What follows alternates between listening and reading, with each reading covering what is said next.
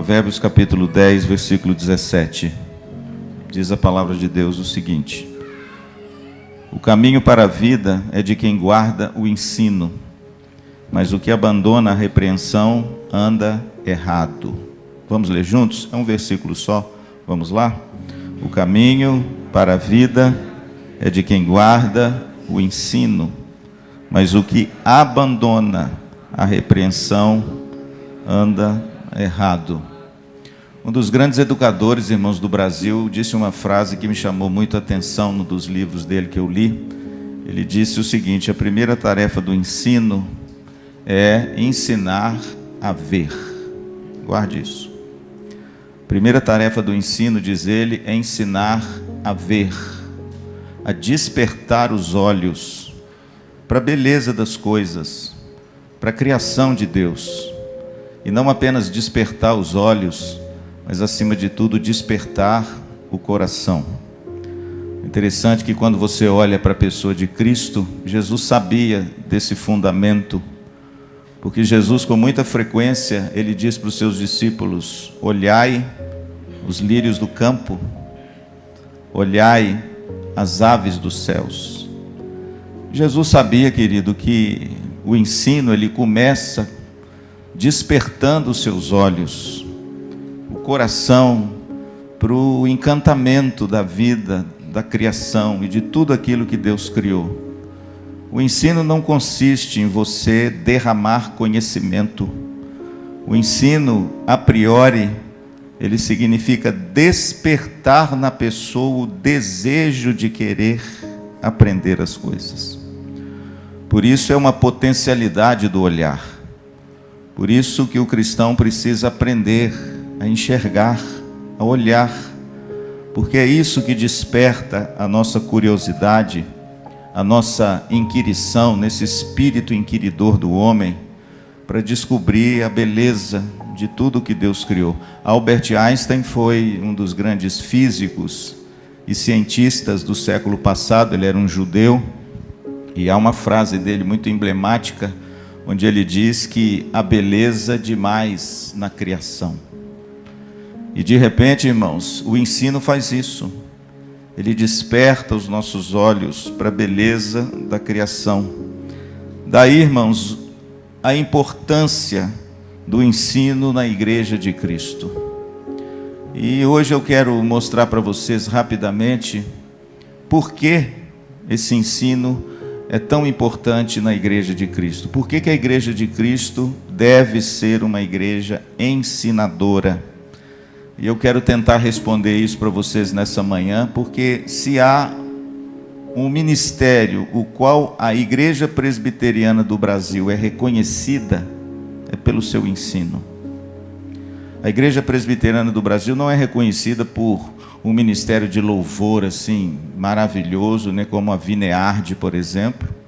A nossa igreja não é reconhecida, por exemplo, pela exuberância dos dons, onde cada um faz e usa do jeito que quer nos seus cultos. Não. Se há algo que caracteriza, se há algo que emblema, se há algo que marca a Igreja Presbiteriana do Brasil, e você que é membro de uma igreja presbiteriana, você reconhece que é o ensino, e principalmente o ensino da palavra de Deus, começando pelos nossos seminários. Não é fácil você ser um pastor ordenado na igreja presbiteriana. O nosso seminário é muito pesado, nós temos muitas matérias, a exigência acadêmica é grande, tanto no curso, quanto antes do curso e quanto depois do curso.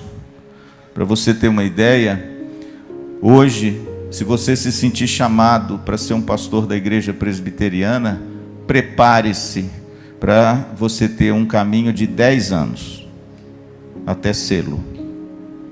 Tem gente que acha isso um exagero, né? Pastor, mas é tanto tempo.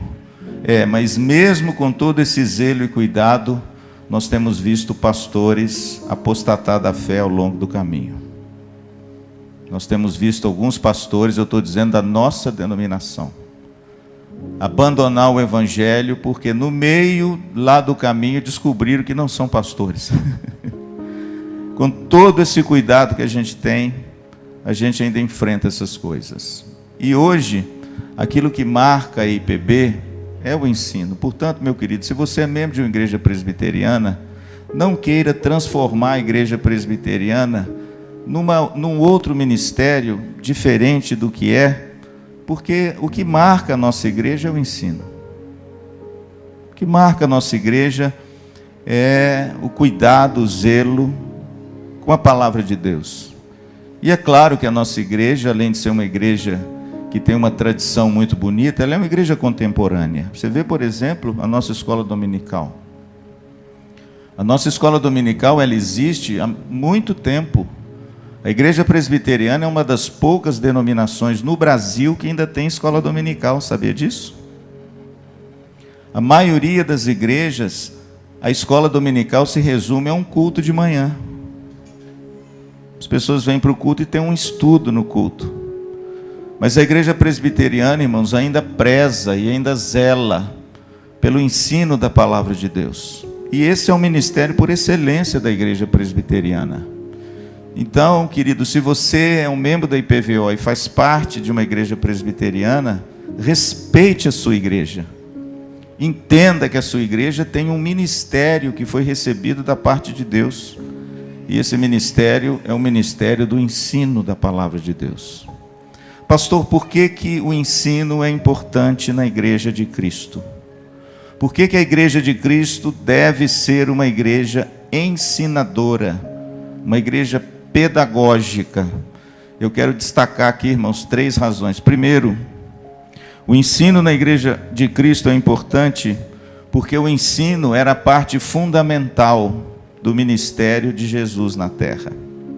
Se você está com a sua Bíblia aí, você pode abrir lá comigo em Mateus 4, versículo 23, ou se não, eu acho que o Douglas passa para mim. O texto diz que Jesus percorria toda a Galileia, esse é o texto, ensinando, pregando e curando as pessoas. O texto diz que o ensino, você pode ver nesse versículo 23 no capítulo 4 de Mateus, é o primeiro ponto que o evangelista destaca em que o ministério de Jesus estava fundamentado. O texto diz que Jesus ensinava nas sinagogas. E uma coisa interessante é que no capítulo 9, no versículo 35, há um copia e cola desse versículo, só que ao invés de percorria Jesus toda a Galileia, o texto diz que percorria Jesus todas as cidades e povoados. Pastor, por que num texto Mateus fala que Jesus percorria toda a Galileia e no outro texto fala que Jesus percorria todas as vilas, povoados e cidades, e o restante do texto é idêntico? Para quê, pastor? Para mostrar a abrangência do ministério de Jesus Cristo, principalmente do seu ensino. O ensino fazia parte do ministério de Jesus Cristo. Ele passou 3 anos, irmãos, ensinando o povo e aos seus discípulos. Jesus inaugura o seu ministério em Lucas 4, quando ele chega na sua própria cidade que ele foi criado. E qual é? Nazaré. E ele abre o rolo, está lá em Lucas 4. O texto diz que ele abre o rolo e no verso 16, o texto diz que ele escolhe o texto de Isaías 61. O Espírito do Senhor está sobre mim, pelo que ele me enviou a ensinar a palavra de Deus, a curar os enfermos, a dar vista aos cegos. E a Bíblia diz que Jesus fecha o rolo e começa a ensinar as pessoas. Veja que Jesus começa, irmãos, o seu ministério ensinando, e ele era reconhecidamente conhecido pelo nome de Rabi. Eu me lembro daquele texto belíssimo, quando Maria Madalena foi ao túmulo, chorosa, tentar ali embalsamar o corpo de Jesus e não acha. O texto diz que o Cristo ressurreto aparece atrás dela, e ele fala, Maria. E aí quando ela se volta, ela diz, Rabone. Pastor, o que significa Rabone? Rabone significa mestre. Por que Jesus era chamado de Rabi ou Rabone no aramaico? Rabi no hebraico, Rabone no aramaico. Por que Jesus era reconhecido como um rabi? Por causa do ministério de ensino de Jesus. Jesus ensinou em Nazaré. Jesus ensinou em Cafarnaum, no capítulo 4, verso 31, o texto diz que em Cafarnaum, na Galiléia, Jesus ensinava as pessoas. E nós tivemos o privilégio, né, Antônio, na nossa viagem a Israel, ir em Cafarnaum e estar numa sinagoga em Cafarnaum, que eles creem que era a mesma sinagoga que Jesus ensinava. Está lá as ruínas da sinagoga de Cafarnaum.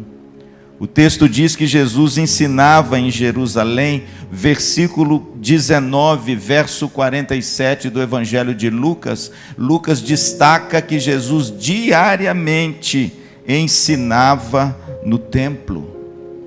O ensino de Jesus não era feito apenas com palavras. É claro que ninguém falava como ele falava. O ensino de Jesus era um ensino pelo meio das parábolas.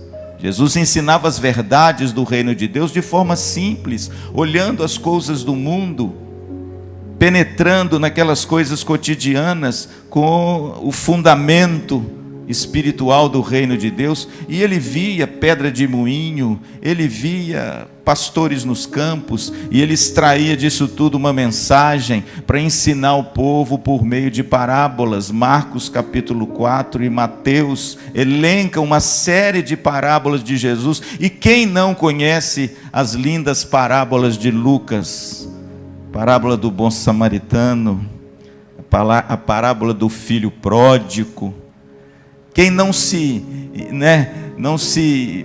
sentiu enebriado lendo essas parábolas tão ricas, ensinos tão ricos do Senhor Jesus Cristo? O interessante é que Jesus não ensinou apenas com palavras, ele também ensinou com a sua própria vida. Um texto que eu acho muito bonito, e foi o primeiro texto que eu preguei quando eu cheguei aqui em Maringá para o meu presbitério, Mateus capítulo 11, versículo 28 a 30, quando Jesus diz: vinde a mim, vós que estáis cansados e sobrecarregados, e eu vos aliviarei. Tomai sobre vós o meu jugo. E aí ele diz: e aprendei de mim. Eu acho tão bonito isso, irmãos, que ele não fala assim, quer ver? Aprendei comigo. Ele diz: aprendei de mim, que sou manso e humilde de coração. O ministério de Jesus, irmãos, era um ministério por excelência do ensino. Pastor, mas Jesus curava também. É verdade. Mas se você olhar na Bíblia, os textos que falam que Jesus ensinava são muito mais textos do que dizem que ele curava. O ministério do Senhor era por excelência um ministério de ensino, e o seu mais famoso ensino está registrado na Bíblia. Qual é o ensino mais famoso de Jesus? O Sermão do Monte. Veja que os evangelistas tiveram o cuidado de relatar o Sermão do Monte, e o interessante é que o Sermão do Monte de Jesus está narrado no Evangelho de Mateus na sua íntegra. No Evangelho de Lucas tem pedaços dele, mas o Evangelho de Mateus, parece que Mateus compilou o Sermão do Monte de Jesus, e ele se inicia no capítulo 5, dizendo o seguinte: vendo as multidões, Jesus subiu ao monte, e como se assentasse, aproximaram-se dele os seus discípulos, e ele passou a ensiná-los.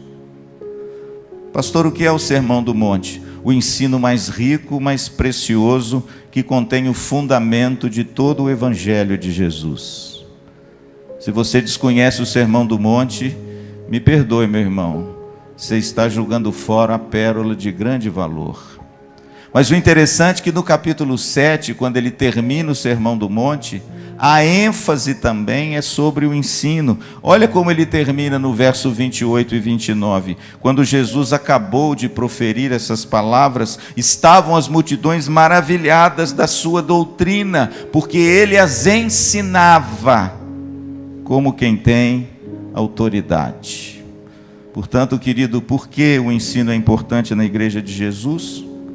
Porque se no ministério de Jesus houve uma ênfase grande no ensino, E se a sua igreja é a perpetuidade, a continuação do seu ministério na terra, então certamente o ensino deve fazer parte da igreja de Cristo.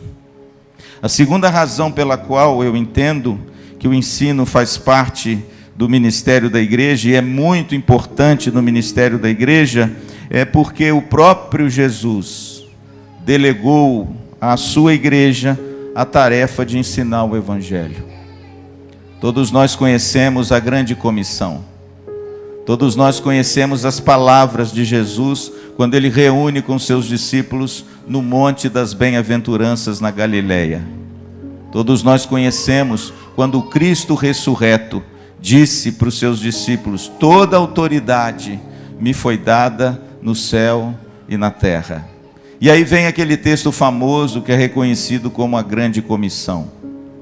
Mas a grande comissão, irmãos, aquela palavra de Jesus extrapola ser apenas uma grande comissão, porque ele diz assim: ide, portanto, fazei discípulos de todas as nações, batizando-os em nome do Pai, do Filho e do Espírito Santo. E no versículo 20 ele diz assim: e ensinando-os a guardar todas as coisas que vos tenho ordenado. E eis que eu estou convosco todos os dias até a consumação dos séculos. Veja, querido, que antes de Jesus ser assunto aos céus, cuja narrativa completa está em Atos capítulo 1, quando os anjos assistem o Filho de Deus sendo elevado em ascensão aos céus, a última palavra de Jesus para os seus discípulos, irmãos, tem a ver com missões, mas tem mais a ver com o ensino. É como se Jesus reunisse os seus discípulos, aquela gênese tão promissora da igreja, e dissesse para eles assim: olha, eu tenho uma tarefa para vocês, e a tarefa de vocês é ensinar as pessoas a guardar tudo que eu vos tenho ordenado. Portanto, irmãos, o ensino na igreja é extremamente importante, porque foi o próprio Jesus quem delegou à sua igreja a tarefa de ensinar o Evangelho. No Evangelho de João, no capítulo 20, o Cristo ressurreto, lembra lá que os seus discípulos estão amedrontados, trancados dentro de um local com medo dos judeus? E o texto diz que Jesus, então, surpreendentemente, misteriosamente, aparece no meio deles. É uma coisa interessante, irmãos. Jesus tem corpo, mas esse corpo é diferente. Há uma continuidade, como eu já falei aqui, mas uma descontinuidade daquilo que nós conhecemos como realidade moderna. O corpo de Jesus come, mas o corpo de Jesus não experimenta nenhum tipo de impedimento para estar em qualquer lugar. E o texto diz lá em João capítulo 20, que os discípulos com as portas trancadas, Jesus se põe no meio deles e eles ficaram atemorizados. Jesus então chega e os acalma e diz: não temas, assim como o Pai me enviou, eu vos envio a vós outros. Esse texto é bonito, irmãos, que eu me pergunto: como é que o Pai enviou o Filho, que a igreja deve dar continuidade a esse envio? Simples. Aqui não tem muito problema, porque o próprio Evangelho nos dá a entender e nos mostra a resposta. É exatamente os dois versos que eu já li antes com vocês, em Mateus 4 e Mateus 9, quando o texto diz que Jesus ensinava nas sinagogas, pregava o Evangelho e curava os enfermos. Aí está a continuidade que a igreja precisa tomar nas suas mãos da tarefa e da missão do Filho. Não é tarefa da igreja se sacrificar e subir numa cruz. Não é tarefa da igreja se autoflagelar, como a gente vê ao longo da história da igreja. Pessoas fizeram isso para se assemelhar ao sacrifício de Cristo. Não, irmãos, Jesus não pede nada disso da igreja. Não é tarefa você fazer uma peregrinação com a cruz nas costas, que infelizmente o nosso próprio país, muitas pessoas fazem isso, querendo purgar os seus pecados ou receber o favor de Deus. Você já viu isso na televisão? Algumas ordens que se autoflagelam para de repente se purificar um pouco mais. Irmãos, a verdadeira espiritualidade bíblica não tem nada a ver com isso. Nada. O que Jesus delegou à sua igreja, Cristo já fez de forma perfeita, amém? O sacrifício de Cristo já foi perfeito, foi Ele que foi a ovelha muda, levada ao matadouro. O sangue já foi vertido, você não precisa ficar autoflagelando, entendeu? Para arrancar sangue, achar que Deus vai resolver a sua situação, porque você vai se sacrificar. Não, irmão, Jesus já fez isso de uma vez por todas. Na cruz do Calvário, Jesus bradou, tetelestai, está consumado, não tem mais nada a fazer a respeito da salvação, eu já fiz tudo o que tinha que fazer. Mas pastor, então o que a igreja tem que continuar no ministério de Jesus? Por que Jesus diz, assim como o Pai me enviou, eu vos envio? Porque é tarefa da igreja, irmãos, ensinar. É tarefa da igreja pregar o Evangelho. É tarefa da igreja curar, seja através das orações, ou seja através das compaixões, não é? A igreja ao longo do tempo tem sido um instrumento de cura, restauração, para aqueles que entendem que precisam dela, e para aqueles que a buscam de todo o coração. Quantos casamentos, irmãos, quantos jovens, quantas pessoas já foram restauradas, curadas pelo ministério da igreja de Cristo? E de repente, irmãos, Jesus delega aos seus discípulos, e o bonito, sabe o que é? Que quando Jesus termina de dizer isso aos seus discípulos, assim como o Pai me enviou, eu vos envio, o texto diz que Jesus soprou sobre eles o Espírito Santo. Ué, pastor, agora eu não entendi. O Espírito Santo não foi derramado lá em Atos 2? Não foi lá em Atos, depois que o Espírito Santo foi derramado, e aí sim os discípulos ficaram cheios do Espírito Santo, e com intrepidez eles pregaram o Evangelho? É, irmãos, é verdade, só que para o seu grupo seleto dos 12, daqueles que Jesus escolheu, claro, né? Eram 11, porque Judas já tinha falido espiritualmente e moralmente. O texto diz que Jesus sopra o Espírito. O que ele fez, pastor? Ele fez aquilo que o pastor Luciano chama de gesto dramático. É mais um gesto dramático. O que Jesus fez foi mostrar aos seus discípulos, através de um drama, aquilo que aconteceria no nível cósmico, aquilo que aconteceria alguns dias depois, mas não numa sala fechada. Em toda a terra o Espírito Santo de Deus seria derramado. E aí sim, irmãos, os discípulos intrépidos pelo poder de Deus, a Bíblia diz que eles cumpriram a sua tarefa com fidelidade. Dá uma olhada, irmãos, nos evangelhos. Nós temos essa riqueza nas nossas mãos, mas não se esqueça que no início da igreja, na gênese da sua igreja, as cartas de Paulo foram os primeiros documentos a circular nas igrejas. 1 Tessalonicenses, Gálatas. Não haviam os evangelhos escritos. E aí eu pergunto para os irmãos, pastor, por que os discípulos de Cristo, alguns deles, compreenderam que precisavam escrever um evangelho? Você já fez essa pergunta? Porque o Espírito Santo moveu o coração desses homens e inspirou esses homens a transcrever as palavras e as obras do nosso Mestre? Simples, irmãos, a resposta é uma só: para ensinar a igreja o evangelho de Cristo. É por isso que Mateus está na sua Bíblia, Marcos está na sua Bíblia, Lucas está na sua Bíblia. É por isso que o Evangelho de João, o Evangelho tardio, está na sua Bíblia. Por quê? Porque quando João já tinha os 3 evangelhos na mão, ele pensou o seguinte: tem muita coisa que não está aqui sobre o que Jesus fez e ensinou. E eu quero escrever isso aqui para que a igreja seja ensinada, instruída sobre a pessoa, sobre a vida e sobre a obra de Jesus. E aí, irmãos, lá pela década de 90, João escreve o seu belíssimo evangelho, que é diferente dos outros 3. E eu pergunto a vocês, irmãos, para quê que ele escreveu esse evangelho? Para se mostrar? Não, irmãos. Ele escreveu o evangelho para um propósito só: ensinar a igreja, instruir a igreja. E veja, querido, que Lucas vai além. Lucas não se contenta em escrever apenas um evangelho de Lucas.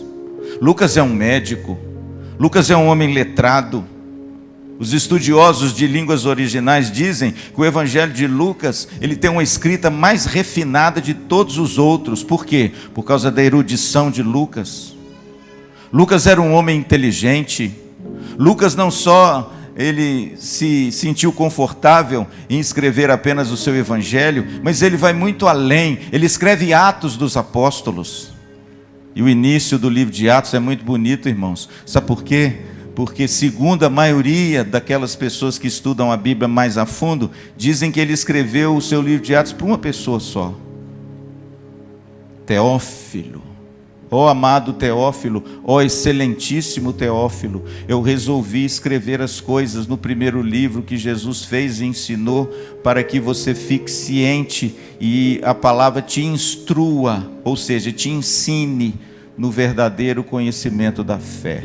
E ele então, irmãos, agora escreve os Atos dos Apóstolos, mediante o Espírito Santo, discorrendo sobre o início da igreja de Cristo. Aí eu pergunto, pastor, por que Lucas escreveu Atos? Para ensinar a igreja. Veja, querido, que o ensino faz parte do ministério da igreja, porque esse ensino foi recebido por nós, pelo próprio Senhor Jesus Cristo. É Ele que delegou à igreja ensinar o evangelho. Vejam, por exemplo, as cartas de Paulo, irmãos. Eu pergunto a vocês, pastor, por que Paulo escreveu as cartas? Você já pensou nisso? Paulo escreveu as suas cartas por duas razões. Primeiro, porque como Paulo fundava as igrejas e colocava pessoas lá para cuidar das igrejas, ou até líderes locais, se era uma igreja mais madura, ele começa a escrever as suas cartas para resolver alguns problemas na igreja. Puxa, a igreja é jovem, não tem os evangelhos na mão, não tem essa doutrina maravilhosa para ser aprendida, as pessoas têm tradição oral e às vezes a coisa se perde. Paulo então começa avidamente a escrever as suas cartas. Para quê? Para tratar de problemas sérios na igreja. Um ensino muito incipiente, eles não tinham material, só o Velho Testamento, tanto que ele escreve a Timóteo, olha Timóteo, você sabe as sagradas letras desde a infância. Que sagradas letras? O Velho Testamento. E Paulo escrevendo a Timóteo na sua segunda carta, ele diz assim, e esse escrito vai tornar você apto para a salvação em Jesus Cristo. Veja, irmãos, que coisa, ele só tinha o Velho Testamento. E Paulo então precisava resolver conflitos, problemas na igreja, mas acima de tudo, irmãos, por que Paulo escreveu as suas belíssimas cartas? Para instruir a igreja, para ensinar a igreja sobre a fé, sobre a vida de fé, sobre a ética da fé, sobre as doutrinas da fé. E hoje, irmãos, nós temos aqui esse tesouro incomparável nas nossas mãos. Para quê? Para nos ensinar, para nos instruir, para que a gente conheça o caminho pelo qual Deus chamou a mim e a você a trilhar. Pastor, por que o ensino na igreja é tão importante? Primeiro, porque ele fez parte fundamental, irmãos, do ministério de Jesus. E se a igreja é de Cristo, a igreja tem a obrigação de ensinar a palavra de Deus. E aquela igreja que não faz peca contra o seu Senhor. Hoje em dia nós temos cultos que mais se parecem shows de rock. Hoje em dia nós temos aí um modismo perigoso, que é um modismo que desperta muitas emoções, e quem não quer ter as emoções despertadas, né? Fazem de tudo, irmãos, para o coração ficar assim acelerado, para causar aquele impacto emocional. Usam de vários subterfúgios e artifícios mercadológicos e muitas vezes psicológicos para conduzir a pessoa a uma catarse emocional e ela sai de lá realmente bombada. Não é assim? O culto foi tremendo. Mas você vai ver o que é o tremendo. É aquele louvor assim que mais parece uma banda de rock. É aquela luz assim muito bem feita para dar aquela sensação de show. É aquela fumaça que parece que você está andando nas nuvens, que de repente toma conta de tudo. É aquele culto escuro, onde você não vê nada, mas você vê o grupo que está lá na frente, vê o pregador que está lá na frente com aquele holofote nele, e de repente aquelas palavras que mexem com o nosso homem interior, dizendo que eu posso ser alguém melhor. Mas muitas vezes se esquece de Cristo. Muitas vezes se esquecem da simplicidade do Evangelho. Muitas vezes se esquecem da beleza do culto à luz das Escrituras. E muitas vezes se esquecem do ensino consistente da palavra de Deus. Mas o culto foi tremendo. Pastor, por que o ensino é tão importante na igreja? Primeiro, porque fez parte fundamental do ministério de Jesus. Segundo, porque Jesus delegou essa tarefa do ensino à sua igreja. Eu gosto de dizer, irmãos, a Câmara dos Vereadores não prega o Evangelho. A Presidência da República não ensina a palavra de Deus. A Câmara dos Deputados não ensina a palavra de Deus. O Senado Federal, embora muitos senadores doutos na palavra, não ensina a palavra de Deus. Por uma razão muito simples, não existe nenhuma instituição na face da terra que foi dotada de tarefa tão sublime quanto a Igreja do Senhor Jesus. É a Igreja de Cristo que foi delegada a tarefa de perpetuar o ministério de Jesus. Qual o ministério? De ensino, de pregação. Portanto, quando as pessoas se levantam para ensinar outras na igreja, aquilo que a gente chama de discipulado, é uma bênção, não é? Deixa eu te fazer uma pergunta. Você já discipulou alguém?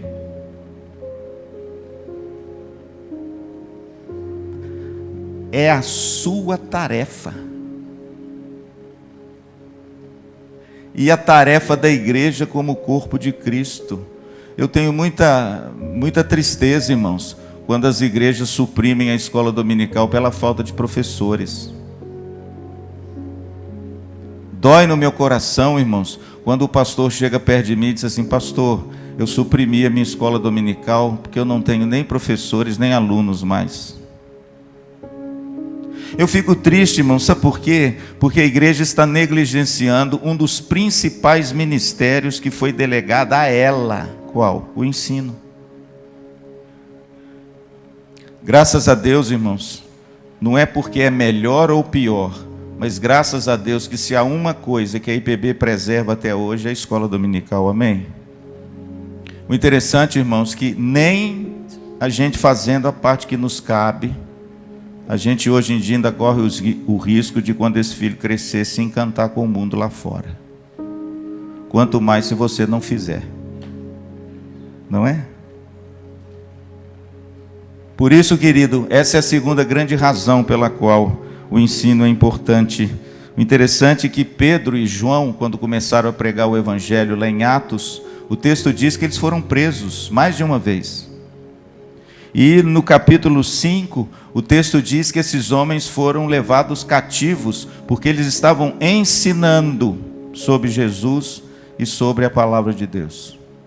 Mas nem a prisão demoveu do coração desses homens o desejo de levar adiante a tarefa do seu mestre. Olha o que diz o capítulo 5, verso 42, não precisa abrir, depois que eles foram presos e soltos. Olha o que o texto diz. E todos os dias, no templo e de casa em casa, eles não cessavam de ensinar e pregar Jesus, o Cristo. Veja, querido, que nem a prisão demoveu desses homens o desejo de cumprir a tarefa do seu mestre. E o texto diz que eles ensinavam no templo e de casa em casa sobre Jesus. Veja que a igreja primitiva, irmãos, tomou essa sublime tarefa de Cristo nas mãos e realizou com muita satisfação. Talvez seja por isso que essa igreja cresceu de forma assustadora. Talvez seja por isso que o Espírito Santo cada dia fazia proezas, porque eles ensinavam a palavra de Deus. A gente conhece Atos 2:42, né? E perseveravam na doutrina dos apóstolos. Pastor, como é que eles perseveravam? No ensino. Significa, irmãos, que tinha ensino consistente para a igreja. E olha que no início não tinham nem os evangelhos nas mãos. Mas hoje, irmãos, está tudo aqui. E não está só aqui, nós temos livros didáticos maravilhosos discipulados maravilhosos. Quantos materiais, irmãos, a IPVO já produziu para os grupos de crescimento, que o pastor Luciano já produziu para a gente aprender a palavra de Deus.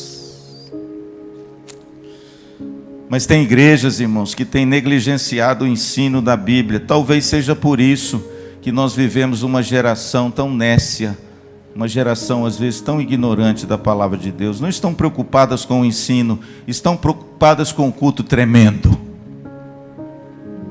Estão preocupadas com os shows pirotécnicos. Ah, pastor, o senhor podia colocar um gelo seco aqui na IPVO. O único gelo que tem aqui está lá na geladeira, no freezer. É aquele lá, pode pegar um toletinho para você tomar uma água. Irmãos, eu falo isso com muito amor, infelizmente nos cultos. Agora, irmãos, a pergunta que eu faço é uma só: será que esse é o culto bíblico que agrada a Deus? Pode estar agradando um monte de gente, inclusive você que está aqui. Inclusive você pode estar ouvindo isso do pastor Luciano, está dizendo assim, mas eu gosto. Você tem todo o direito, querido, de gostar do que você quiser. Você tem direito de gostar de Giló. Você tem direito de gostar de qualquer coisa que uma pessoa não goste. Mas eu também tenho o direito de pensar que esse tipo de manifestação humana não é um culto. Pode ser outra coisa. Ah, pastor, mas lá tem música evangélica. Por favor, irmãos.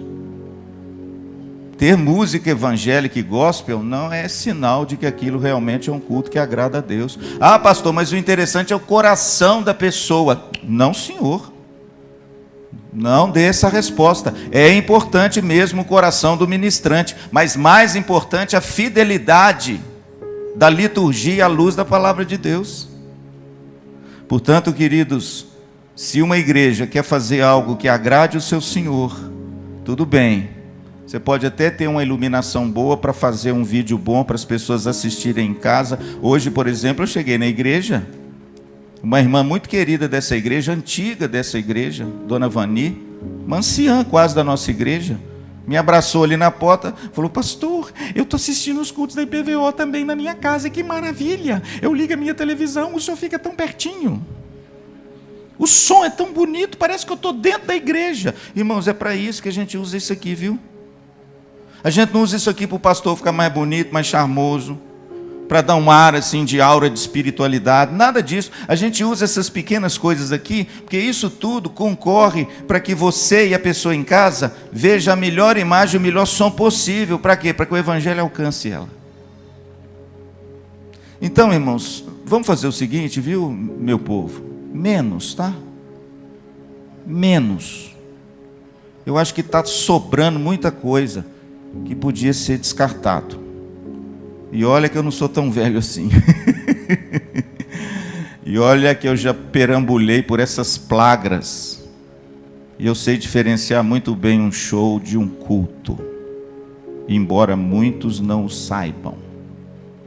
Em último lugar, pastor, por que o ensino na igreja é tão importante?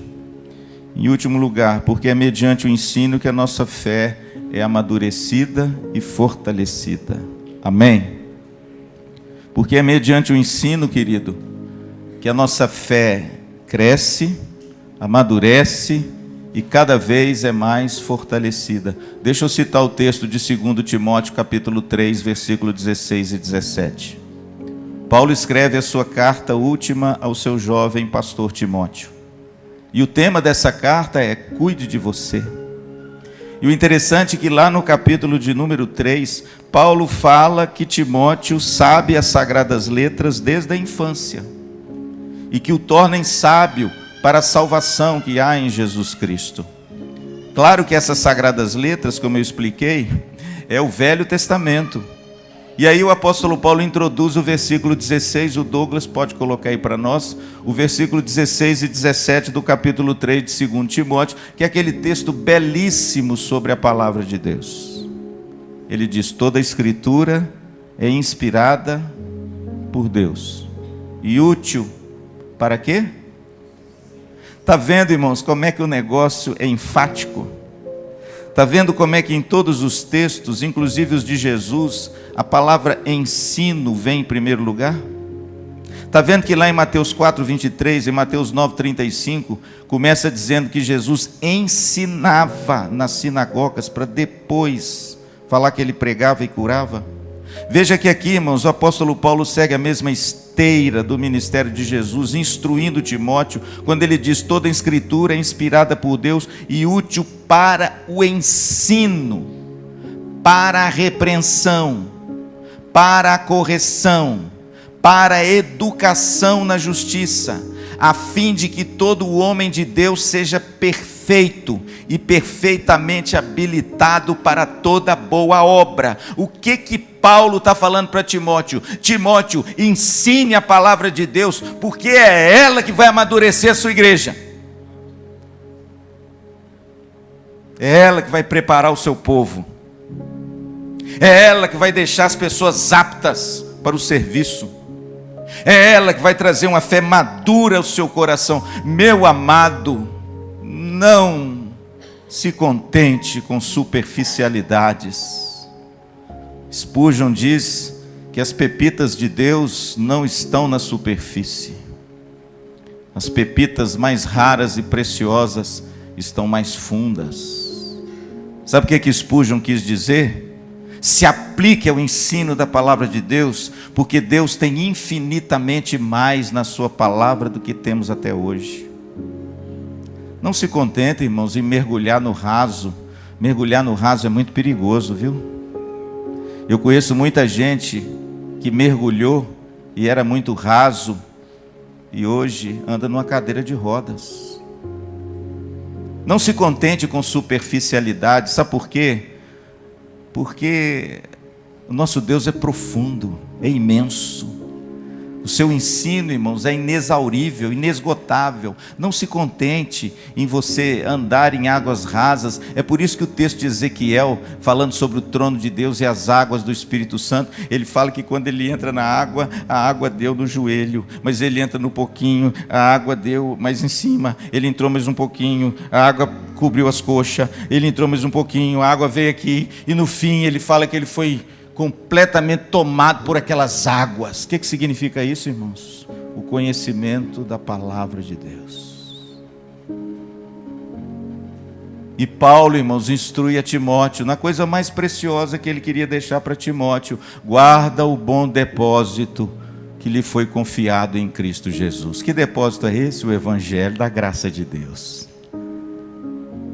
E ensina essa palavra. Veja, querido, que é através disso que a igreja é edificada. O apóstolo Paulo, e eu termino em Colossenses capítulo 1, versículo 28, o apóstolo Paulo retrata todo o propósito do seu ensino e das suas cartas, sabia? Guarda esse versículo, porque está aí a chave do que Paulo e do porquê Paulo se esforçava, do que Paulo ministrava, seja pessoalmente, seja nas suas cartas. Olha que verso poderoso, Colossenses 1, 28 diz assim: ensinando a todo homem em toda a sabedoria, a fim de que apresentemos todo homem perfeito em Cristo. Pastor, o que Paulo queria? Ensinar a palavra de Deus. Para quê? Para que a nossa fé fosse uma fé madura. Ele chega a dizer: para que apresentemos todo homem perfeito em Cristo. Se você olha a carta de Paulo aos Efésios, no capítulo 4, quando ele fala sobre os dons de liderança, a uns concedeu Deus apóstolos, evangelistas, pastores e mestres, com vistas à edificação do corpo de Cristo, até que todos cheguemos à perfeita varonilidade, à estatura do varão perfeito. Pastor, por que Deus dá dons de liderança e de ensino na igreja? Para fortalecer você, para amadurecer você, para que você cresça à estatura da plenitude de Cristo. Olha o que Paulo escreve, visando o quê? O amadurecimento da fé, o aperfeiçoamento da fé, o fortalecimento da fé. É por isso, irmãos, que a igreja que não ensina o Evangelho, na minha opinião, peca. Tem que pedir perdão para Deus, tem que rever o seu ministério. Ser uma igreja missionária é um dos fundamentos também da Igreja de Cristo. Mas, acima de tudo, o ministério de ensino é muito importante. E ele é importante por essas 3 razões que eu então concluo. Por quê, pastor? Primeiro, é importante porque fez parte do ministério de Jesus. E o Espírito Santo até hoje nos ensina, né? Ele nos ilumina, ele mostra o texto, a sua clareza, e ele nos instrui a expor a palavra de Deus com beleza. É importante porque Jesus delegou à sua igreja essa sublime tarefa de ensinar. E a IPB abraçou isso como um dos seus principais ministérios. E terceiro, o ensino é importante para fortalecer, amadurecer e aperfeiçoar a nossa fé. Portanto, querido, aproveite o que Deus tem te dado, tá bom? Vou dizer uma coisa para você. Para ter ensino, tem que ter aluno. Tem que ter pessoas com o coração e os olhos abertos. E quererem aprender as belezas e as coisas de Deus. Por isso, irmãos, vamos tomar cuidado, porque o livro do profeta Oséias tem um texto que serve de alerta para todos nós. No capítulo 4 e no versículo 6, o profeta Oséias diz o seguinte: o meu povo está sendo destruído porque lhes falta o conhecimento. É um alerta, tá bom? Para você papai, para você mamãe, para você jovem, para vocês que têm crianças, é um alerta. Meu povo está sendo destruído porque lhes falta o conhecimento. E aqui ele denuncia aqueles que estão na responsabilidade do ensino e não os fazem. Portanto, querido, nós louvamos a Deus. Eu espero do fundo do meu coração que você, com tudo isso que você ouviu, você resolva ser um aluno da nossa escola dominical. Amém?